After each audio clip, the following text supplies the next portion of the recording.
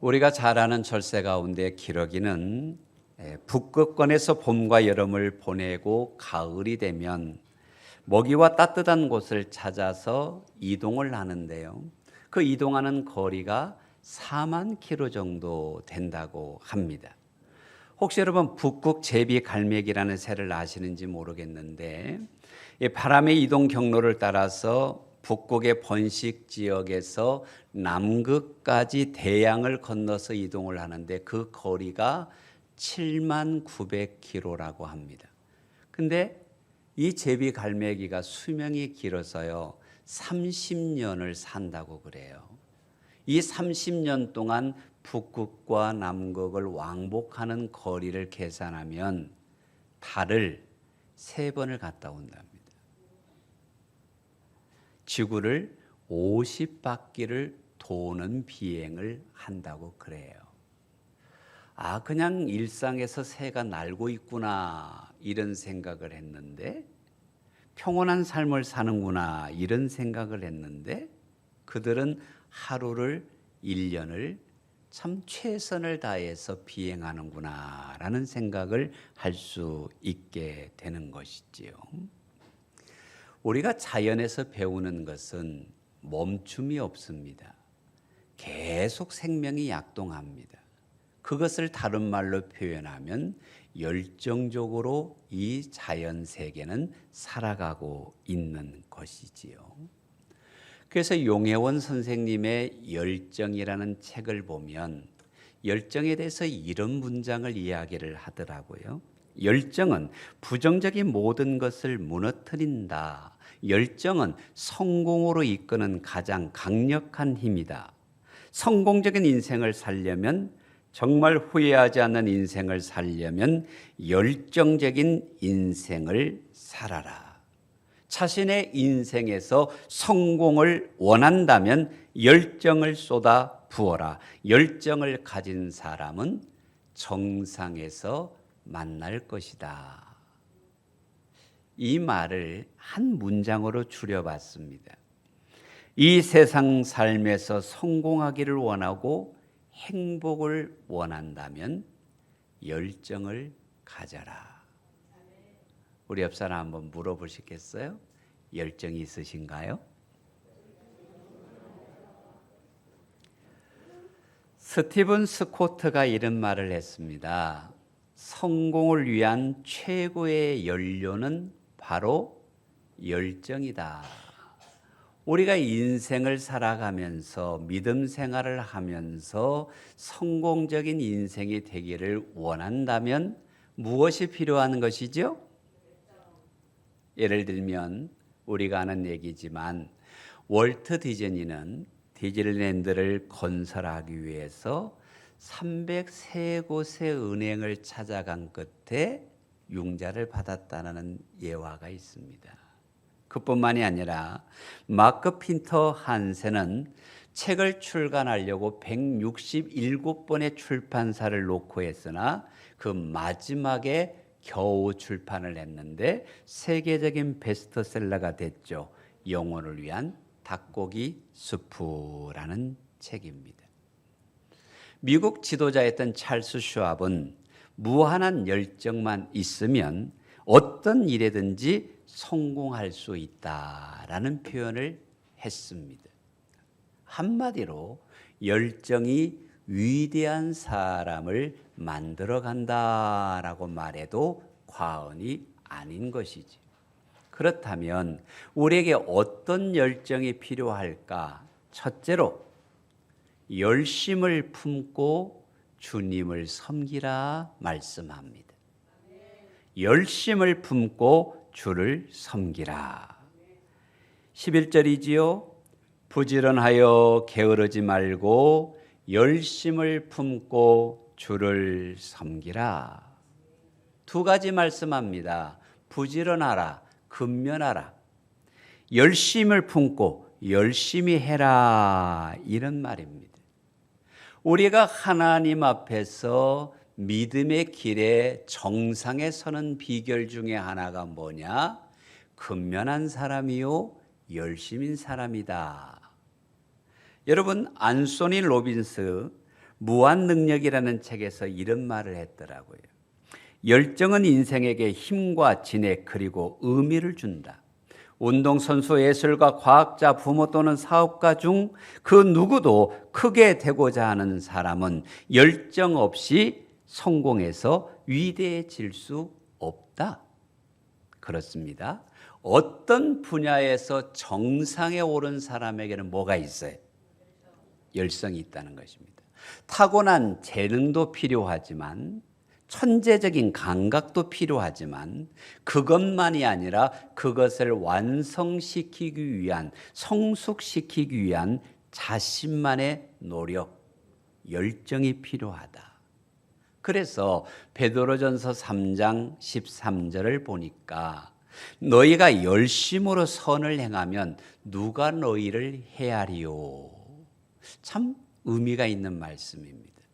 우리가 열심으로 선을 행하면, 비전을 갖고 열정을 갖고 열심으로 살아가면 우리 인생을 무너뜨릴 수 없다라고 표현을 하는 것이지요. 사랑하는 백향목 성도 여러분, 우리가 믿음은 있어요. 하나님도 사랑해요. 그리고 교회도 사랑합니다.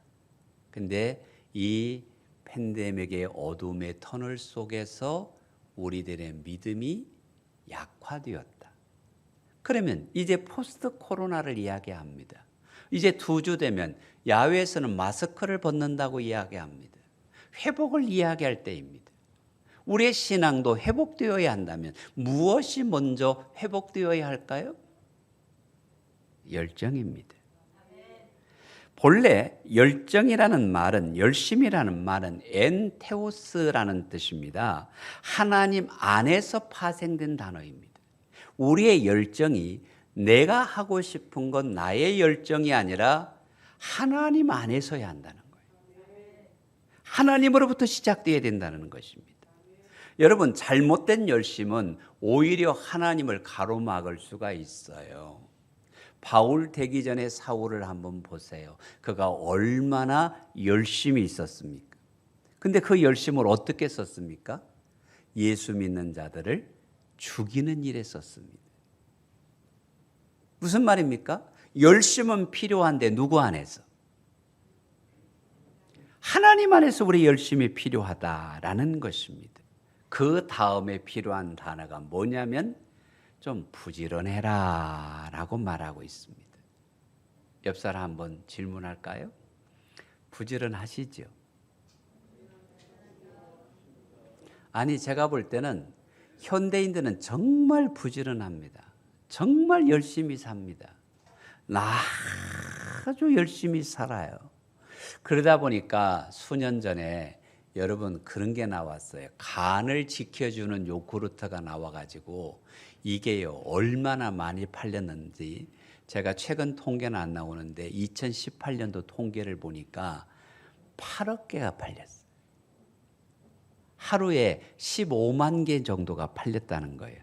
그러니까 얼마나 열심히 사는지 사람들이 피곤해, 분주하니까 피곤해. 여러분 인정합니다. 정말 여러분 바쁘게 사십니다. 근데 제가 묻고 싶은 게 있어요. 우리를 위해서 열심히 살아요. 그런데 우리가 하나님을 위해서 얼마나 부지런하냐. 예배를 드리기 위해서 얼마나 열심을 내느냐. 한번 질문해 보자는 거예요. 장 건강을 지켜주고 간 건강을 지켜주기 위해서는 우리가 어떤 음료를 먹으면서도 내 건강을 지키려고 하는데 2년의 세월 속에 침체되고 나약해지고 열정을 잃어버린 우리의 신앙을 위해서 오늘 우리에게 필요한 것이 무엇이냐? 성도 여러분, 열심을 회복합시다. 열정을 회복합시다. 믿음의 위대한 사람, 열정의 사람들인데 구약 성경에 나오는 가장 위대했던 다윗 같은 사람을 성경에서는 뭐라고 소원을 하냐면 그 마음속에 불타는 소원이 있는 사람으로 표현을 합니다. 우리가 시편 69편 9절을 현대인의 성경으로 읽어보면 주의 성전을 위하는 열심이 내 속에 불타오르므로. 아멘. 하나님의 성전을 짓고 싶은 마음이 다윗의 마음속에 불타올랐어요. 열망이 있었다는 거예요. 열정이 있었다는 거예요. 열심이 있었다는 거예요. 주님이 말합니다. 이 시대를 본받지 말고 열심을 품자. 물론 그렇게 믿음 생활하는 신앙인들이 많이 있습니다. 근데 사실 이 인류도 모든 사람이 열심히 살았던 건 아닌 것 같아요. 그러나 오늘의 인류가 이런 것은 그렇게 열심히 살았던 분들의 흔적이라고 해도 과언이 아니죠. 예를 들면 과학자들의 열정은 참 유명합니다. 발명왕 에디슨, 축전기를 만들기 위해서 2만 번의 실험을 했다고 하죠. 2만 번. 여러분 2만 번 365로 나눠보세요. 그건 몇 년을 실험을 한 겁니까? 하루에 한 번씩 했다 해도. 한번 달해 볼까요? 예술가의 열정들도 대단하죠. 레오나르도 다빈치가 그 성당의 천장화 최후의 만찬을 그리는데 10년간을 그렸다고 하죠. 때로는 밥 먹는 것도 잊어가면서 목에 디스크가 생겨가면서 그런 열정 때문에 최후의 만찬이라는 위대한 작품이 나온 것이지. 여러분의 어떤 열정이 있으십니까? 한 소년을 소개하고 싶습니다. 어릴 때부터 바이올린을 켜는 꿈을 가진 소년이 있었는데 5살 때부터 연주하는데 신동이 났어요. 10살 때부터 공개 연주회를 했습니다. 12살 때는 왕비의 초청을 받아서 연주했습니다. 1859년부터는 세계를 다니면서 명성을 얻고 연주를 했고 작곡가들이 이분을 위해서 내가 작곡을 하고 싶다 할 정도였습니다.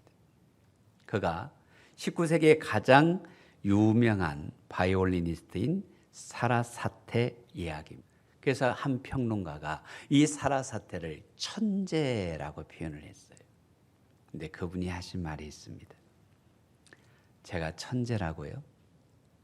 저는 37년 동안 하루도 빠지지 않고 14시간씩 연습을 했기 때문이랍니다.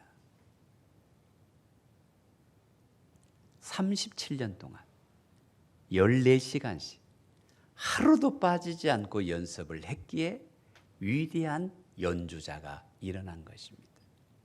그 가슴 속에 있는 단어가 뭡니까? 열정인 것입니다. 사랑하는 성도 여러분, 우리가 믿음이 있습니다. 인정합니다. 헌신도 합니다. 인정합니다. 그러나 지금 백향목교회 성도들에게 필요한 것이 무엇일까? 나의 무너진 열정이라는 영적인 에너지를 좀 새롭게 하고 회복하고 더하여서 하나님을 기쁘게 하는 자리로 나아가십시다. 사도 바울이요, 사도행전 9장 15절을 보면 이방인과 임금들과 이스라엘 자손들에게 전하기 위해서 택한 나의 그릇이라고 하나님이 말씀을 해주셨어요. 근데 바울이 얼마나 인생을 열정적으로 살았습니까?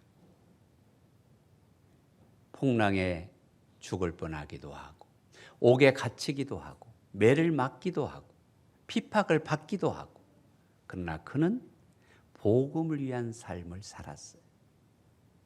그 복음이 오늘 우리에게 이런 위대한 삶을 전해주고 있는 것이지.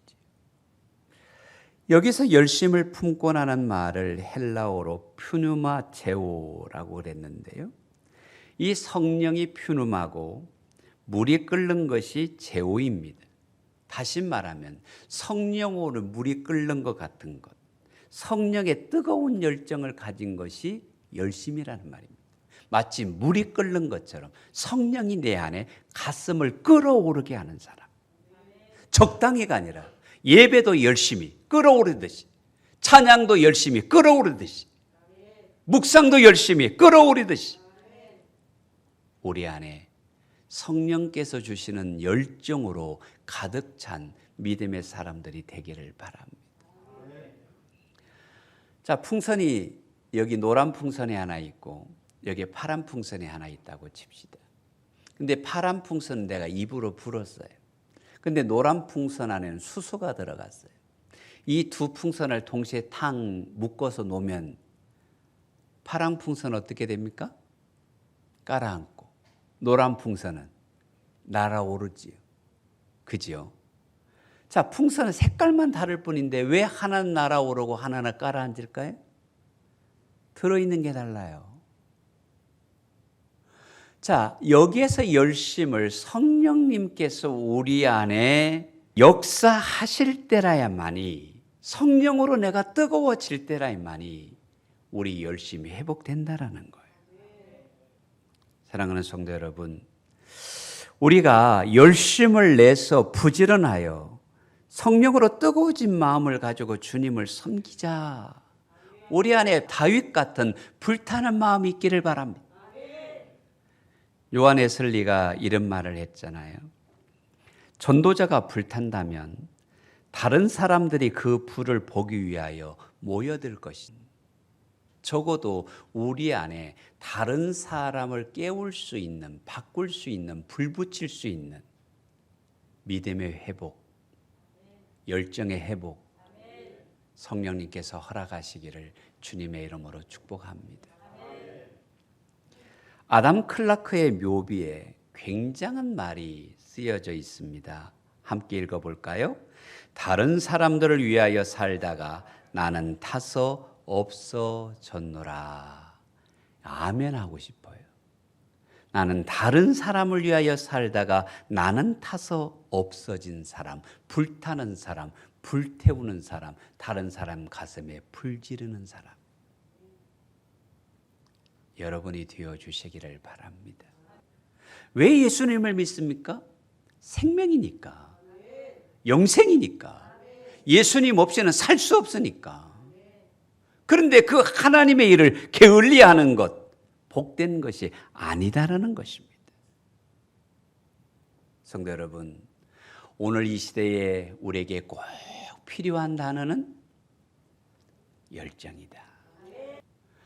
여러분, 우리가 추운 겨울에 어떤 따뜻한 곳이 없어서 내 몸이 추워져 갈 때 처음에는 그냥 추워가는 갑다 해요.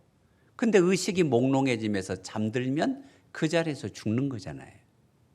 불타는 뜨거움이 하나도 없어. 말씀을 사모함이 하나도 없어. 예배에 대한 뜨거움이 하나도 없어. 내가 살아있는데, 믿음은 갖고 있는데 내 믿음이 어떻게 되어가고 있냐는 거예요. 우리의 신앙의 열정이 이 태엽처럼 풀려버린 열정으로 끝나면 안 되는 거 아니에요?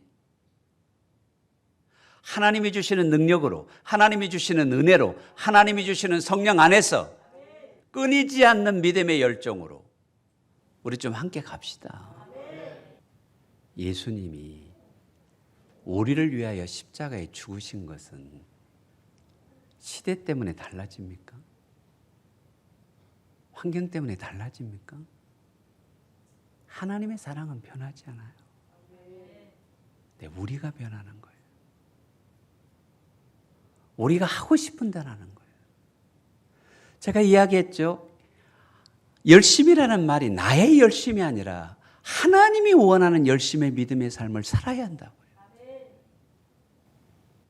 나의 열심이 아닌 하나님이 기뻐하는 열심, 하나님이 받으시는 열심, 하나님의 영광을 드러내시는 열심이 우리들의 믿음이기를 주님의 이름으로 축복합니다.